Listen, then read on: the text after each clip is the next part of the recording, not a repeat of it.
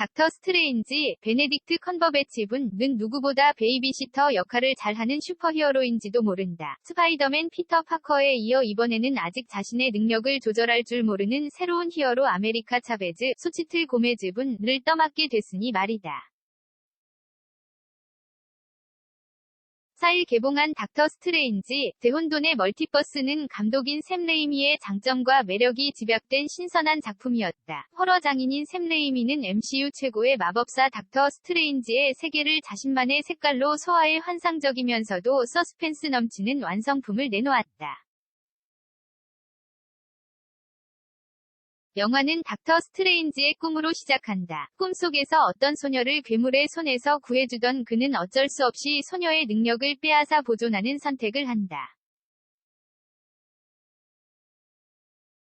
소녀는 자신의 능력을 조절할 수 없고 그 능력을 괴물에게 빼앗기지 않기 위해서라면 그것이 가장 현실적인 방법이기 때문이다. 하지만 스트레인지는 이내 괴물의 공격으로 죽음을 맞이하고 만다. 그리고 소녀의 실망감 가득한 얼굴을 보며 깨어난 그는 찜찜한 마음으로 결혼식에 갈 준비를 한다. 사랑하는 여자 크리스틴 팔머, 레이첼 메가담스분의 결혼식이다.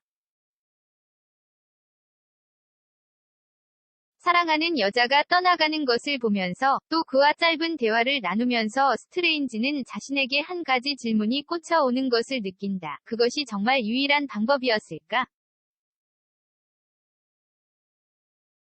그러던 중 갑자기 결혼식장 밖에서 소란스러운 들려온다. 한 소녀가 괴물에게 쫓기고 있는 중이었다. 지체 없이 소녀를 구하기 위해 내려간 스트레인지는 소녀의 얼굴이 어딘가 낯이 익다는 사실을 알게 된다.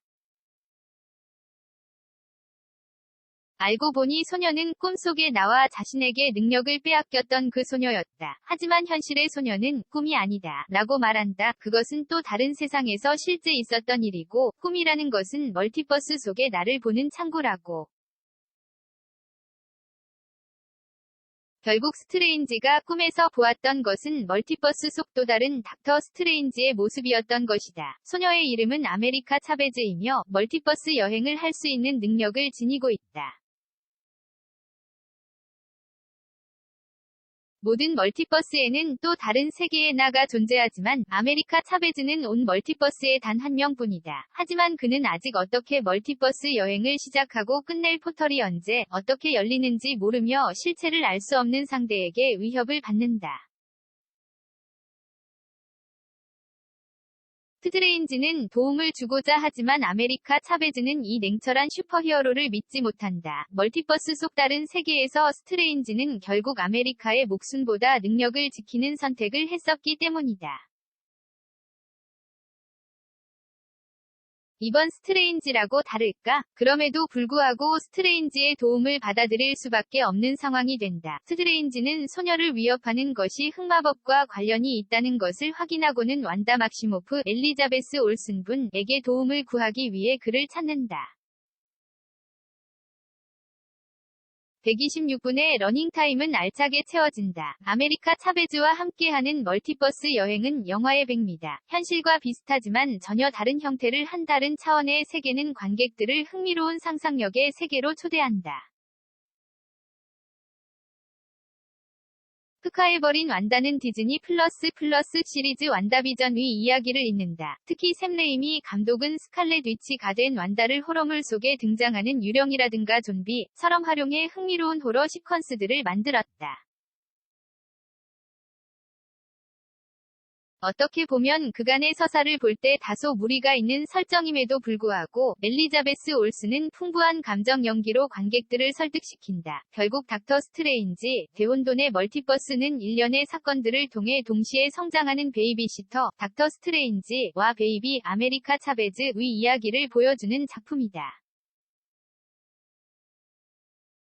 체험적인 재미와 흥미로운 아이디어로 가득한 스케일, 좀비 호러 시퀀스들이 주는 비극감성의 서스펜스와 웃음은 MCU 안에서도 닥터 스트레인지 시리즈에서만 나올 수 있는 개성인 듯하다.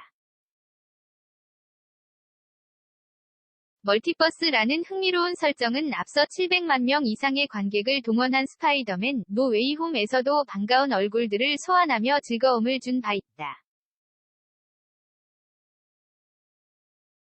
닥터 스트레인지, 대혼돈의 멀티버스에서도 비슷한 장면들이 있다. 영화가 끝난 후 두 편이 쿠키 영상이 공개된다. 서울는 뉴스원